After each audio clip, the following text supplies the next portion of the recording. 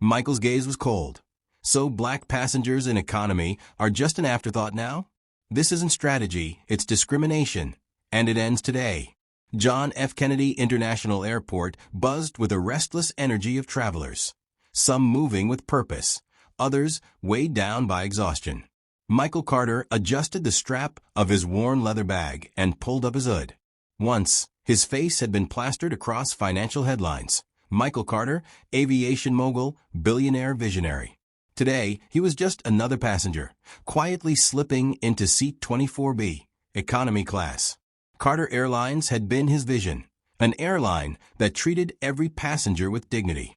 But lately, whispers of change had reached him. Complaints of favoritism, a growing divide between first-class luxury and economy neglect. If something was wrong with his airline, he needed to see it himself. A flight attendant greeted him at the entrance with a polite but robotic smile.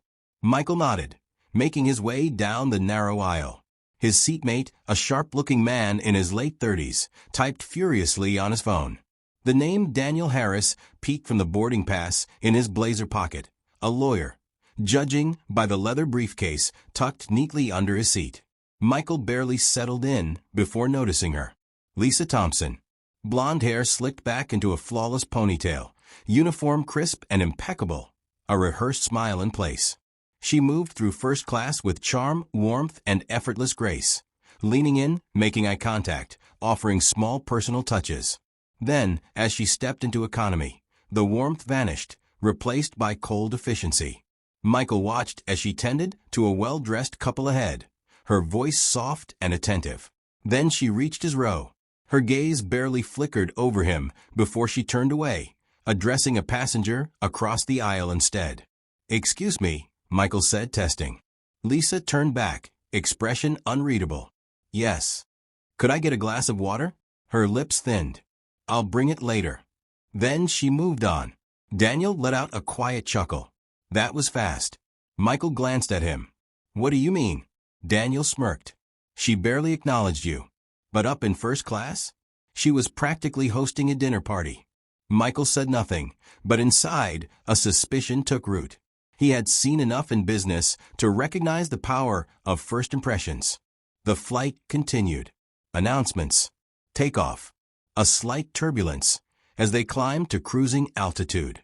When beverage service began, Lisa returned, pouring wine for one passenger, handing sparkling water to another. When she reached Michael, he asked again, "Could I get that water now?" Lisa didn't bother with a smile. "We're out." Michael blinked. "Out of water?" "Yes." She turned away, without elaboration. Daniel exhaled, shaking his head. "Unbelievable." Michael gripped the armrest, but said nothing. This wasn't just a single bad employee. It was something bigger. And he was going to find out just how deep the problem ran. The steady hum of the aircraft filled the cabin, a familiar white noise Michael had always associated with progress. But right now, seated in 24B, he felt something foreign, disconnection. Lisa's behavior wasn't just personal bias. It was too precise, too calculated. A system, not an accident. Michael observed as she continued her work. A man in a tailored suit received a warm smile and an extra napkin. A young woman in a hoodie got a monotone "here you go" as a drink was handed over without eye contact. The pattern was clear. Daniel, watching the same thing, tossed his phone onto his tray table. "Fascinating, isn't it?" "What is?" Michael asked. "The hierarchy of service," Daniel said, smirking. "Wear a suit, get treated like a king. Dress normal." He gestured at Michael's hoodie and jeans. "You're invisible." Michael nodded slowly. "You sound like someone who's seen this before." Daniel chuckled. "I deal with cases like this all the time. Discrimination isn't always loud. It's quiet, practiced, systematic." He stretched, nodding toward Lisa. "And she's not making up as she goes. Someone trained her to act this way." Michael's jaw tightened. He had suspected as much, but hearing it confirmed made it real. The PA system crackled. "Ladies and gentlemen, we'll soon begin meal service for our economy cabin. Please remain seated." Lisa and a younger flight attendant began distributing trays. The process started smoothly. Passengers ahead received their meals, chicken, vegetarian pasta, carefully plated and served. Then Lisa reached Michael's row. She placed a tray in front of Daniel, then moved on. Michael blinked. Lisa. She turned back, irritated. Yes. I didn't receive a meal. Lisa paused. Oh. A clipped response. We must be out. Sorry. Silence settled around them. Passengers listened now. Out. Michael's voice remained calm, but his eyes stayed locked on hers. The row ahead got their meals. The row behind is still being served. Are you sure? Lisa's jaw tightened. Daniel let out a quiet laugh. This is getting ridiculous. Lisa turned sharply. Excuse me. Daniel leaned back. I said, this is ridiculous. I watched you hand out plenty of trays before skipping him. He gestured toward Michael. So either you ran out of meals in 5 seconds, or you chose not to serve him. Lisa stiffened. Michael stayed silent, watching. He had the information he needed. Now, it was time to act. The terminal at John F. Kennedy International Airport buzzed with life, a chaotic dance of travelers, moving with determination or exhaustion. Michael Carter adjusted the strap of his worn leather bag, pulling the hood of his sweatshirt over his head. He wasn't a billionaire today, not an aviation mogul, not the visionary behind Carter Airlines. Today, he was just another passenger in economy class, seated in 24B. Carter Airlines had been his life's work, built on the principle that every passenger, regardless of class, deserved respect. But lately, whispers of change had surfaced, rumors that his airline had begun prioritizing the elite at the expense of the rest. He needed to see the truth for himself. As he boarded, a flight attendant at the entrance greeted him with a polite but mechanical smile. Michael nodded and made his way down the narrow aisle. His seatmate, a man in his late 30s, was already there, dressed in a navy blue suit, furiously typing on his phone. A glimpse of the boarding pass, peeking from his blazer pocket, revealed his name, Daniel Harris. A lawyer, most likely, judging by the well-worn leather briefcase tucked neatly under his seat. Michael settled in, observing the boarding process with a practiced eye. Then he saw her, Lisa Thompson. Her blonde hair was pulled into a sleek ponytail, her uniform pressed to perfection. She carried herself with the poise of someone who had perfected the art of customer service, at least in first class. There, she moved with charm and attentiveness, leaning in slightly, smiling warmly, catering to every need. But when she reached economy, something changed. The warmth dimmed. The smile became forced, barely reaching her eyes. She attended to a well-dressed couple in 23A and 23B with a polite nod, her tone softer, her manner considerate. Then she reached Michael's row. Her gaze swept over him for half a second before she turned away, addressing a passenger across the aisle instead. It was subtle, practiced. Michael, however, had spent years studying people. He recognized the shift immediately. "Excuse me," he said. Lisa turned back, raising a perfectly shaped brow. "Yes." "Could I get a glass of water?" His voice was calm, almost pleasant. Her lips pressed into a thin line. "I'll bring it later." Before he could respond, she moved on. Beside him, Daniel chuckled. "That was quick." Michael turned. "What do you mean?" Daniel smirked, finally looking up from his phone. "She barely acknowledged you. But up in first class. She was practically hosting a dinner party." Michael said nothing, but inside, something clicked. The flight continued. The usual announcements, takeoff, slight turbulence. When beverage service began, Lisa returned to their row. She poured wine for the couple ahead, handed sparkling water to a man wearing a Rolex. Michael asked again, "Could I get that water now?" Lisa barely glanced at him. "We're out." Michael blinked. "Out of water?" She didn't elaborate. Instead, she turned away, her tone immediately brightening as she asked another passenger, "Can I get you anything to drink?" Michael watched as she handed a bottle of water to a passenger right in front of him. Daniel let out a quiet exhale, shaking his head. Unbelievable. Michael tightened his grip on the armrest. He didn't react, yet. But a pattern was emerging, and he intended to get to the bottom of it. As meal service began, Michael observed Lisa closely. She moved efficiently, distributing trays, alternating between warm smiles and disinterested nods, depending on who was receiving them. When she reached his row, she skipped him entirely. She handed Daniel a meal, then moved to the next row as if Michael didn't exist. Daniel, midway through opening his tray, paused. Did she just... Michael inhaled deeply. Lisa.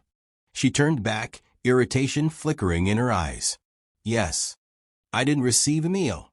Lisa hesitated. We must be out. Michael kept his tone even. The row in front of me received meals. The row behind me is still being served. Are you sure? Lisa's jaw tightened. Daniel chuckled, shaking his head. This is getting ridiculous. Lisa shot him a sharp look. Excuse me. I said, Daniel continued, his voice measured, this is ridiculous. I watched you hand out plenty of trays before skipping him. So either you genuinely ran out of meals in 5 seconds, or you chose not to serve him. Silence. Lisa's cheeks flushed. I don't have time for this, she muttered, turning away. Daniel exhaled. You ever experience something so absurd that you start wondering if you imagined it? Michael finally let out a quiet chuckle. More times than I'd like to admit. But his mind was already moving ahead. This wasn't just Lisa. This wasn't one flight attendant having a bad day. This was a pattern, a system. Michael Carter had spent decades recognizing when something in his company was broken. Right now, he was watching his own airline fall apart from the inside. And he intended to fix it. Here's the rewritten final section of your story, keeping the intrigue and intensity while maintaining a natural flow. Michael Carter stepped off the plane, his mind already racing ahead. The problem wasn't just Lisa, it was systemic. Somewhere in his company, someone had decided that profit was more important than principles, that wealthy passengers deserved better treatment, while economy travelers were little more than an afterthought. The betrayal burned deep. This wasn't the airline he had built. As he walked through the terminal, Daniel Harris, the lawyer who had witnessed everything firsthand, kept pace beside him. So, Daniel said, adjusting his tie, what's the plan? Michael's jaw tightened. Find out exactly who's behind this. Daniel smirked. And when you do? Michael didn't hesitate. They're gone. Daniel let out a low whistle. I like your style. Michael pulled out his phone and dialed a number he rarely used. Direct access to the Carter Airlines Executive Board. The call was answered almost immediately. Mr. Carter, came the smooth but slightly uneasy voice of Robert Langley, the airline's chief operating officer. Michael didn't waste time. I want an emergency meeting. Today. A pause. Then, carefully, what's this about? Michael's grip on the phone tightened. I think you already know. Another pause, then, I'll have the boardroom ready in 2 hours. Michael hung up. This was going to be a war. 2 hours later, Michael walked into the executive boardroom, a sleek glass-walled space overlooking Los Angeles. 7 senior executives sat at the table, their faces carefully neutral. Michael didn't greet them. He didn't sit. Instead, he placed his phone on the table and pressed play. Lisa's voice filled the room. It's what the higher-ups want. Focus on high-value customers. Keep the premium passengers happy. That's how we secure better numbers. When the recording ended, silence stretched. Then, in a voice like steel, Michael asked, who authorized this? The executives exchanged glances. Finally, Langley cleared his throat. Michael, before we get emotional. Michael leaned forward, his voice dangerously quiet. Do I look emotional to you? Langley hesitated. This was discussed in internal meetings, he said carefully. We saw an opportunity to improve the premium experience. Studies show wealthier passengers expect. Stop. The word cut through the room like a blade. Michael's eyes locked onto Langley. Do you know why I started this airline? His voice was calm, but there was an edge beneath it. Because I grew up poor. My family saved for months just to afford 1 flight a year. And when we flew, we were treated like we didn't belong. He exhaled sharply. I swore I'd build an airline where every passenger was treated with dignity. Langley shifted uncomfortably. Michael's voice hardened. And you, every single one of you who approved this, you turned Carter Airlines into exactly what I fought against. A long silence. Then Karen Liu, the chief marketing officer, spoke cautiously. Michael, we weren't trying to discriminate. We were just. Michael cut her off. You weren't trying to get caught. She looked away. Michael straightened. Effective immediately, Lisa Thompson is suspended. Langley exhaled as if relieved, but Michael wasn't finished. She was following orders, he said. But the real problem is sitting in this room. Langley stiffened. Michael, be reasonable. You're fired. Langley blinked. Excuse me. Michael's expression didn't change. You heard me. Karen Liu sat back, rigid. Michael, let's talk about this. You're fired too. Her breath caught. Michael straightened his jacket. And anyone else who was involved in this policy has 5 seconds to resign, or I'll fire you myself. 3 more executives stood without a word. Michael didn't look away. This was his company, and he was taking it back. In the days that followed, the business world erupted. Carter Airlines CEO fires executives over discriminatory practices.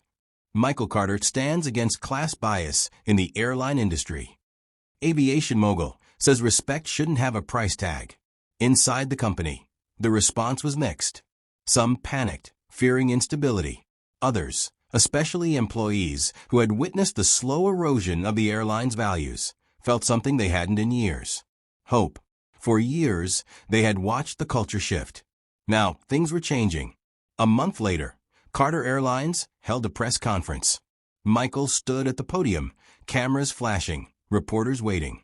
When I founded Carter Airlines, he said, I had one goal, to build an airline where every passenger was treated with dignity, no matter their background, no matter their seat class. He let the words settle before continuing. Recently, I discovered that my own company had strayed from those values. Policies were put in place that prioritized wealth over service. A murmur ran through the crowd. Michael's voice remained steady. Those executives are no longer with us. We're rewriting policies, retraining staff, and making it clear every customer deserves respect. A reporter raised a hand. Mr. Carter, some say your actions were drastic. What do you say to that? Michael didn't hesitate. If standing up for fairness is drastic, then I'm happy to be called drastic. Silence. Then applause, small at first, then rippling through the room. In the front row, employees from every level of the company sat watching. Flight attendants, customer service reps, mechanics, people who had seen both the rise and fall of Carter Airlines values. For the first time in a long time, Michael saw pride in their eyes. 3 months later, Michael boarded a flight. Not as a CEO in disguise, but as himself. Walking down the aisle, he shook hands with crew members, exchanged words with passengers. When the flight attendant reached his row, she smiled. Mr. Carter, can I get you anything? Michael smiled back. Water's just fine, thank you. She handed it to him without hesitation. This time, it wasn't just for show. Sitting back in his seat, Michael glanced around the cabin. People from all walks of life were settling in for their journeys. This airline, this business, it had never been about money. It was about people. And now, he had made sure it would always stay that way.